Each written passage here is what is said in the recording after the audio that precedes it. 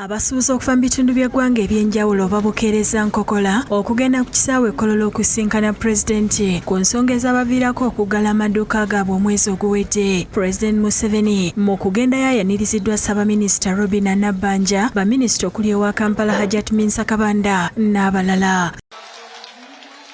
President Museveni mu kwogera kwe agambye nti enkola ya gavumenti ku misolo yakigendererwa nga tebatera kujja misolo ku bintu ebizimba Uganda oba okubisaako omusolo nga mutono. There are too many taxes in Uganda. Nti waliwo emisolo mingi nnyo mu ggwanga Uganda. This is not true. The policy of the government on taxes is quite deliberate.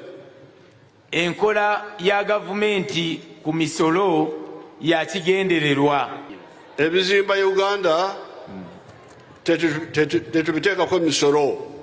Abasabye bamulage ekintu kyonna ekyettunze ekitundibwa ebweru w'eggwanga ekigibwamu omusolo. Show me a single export tax, just one. I don't want two, I don't want three, just one.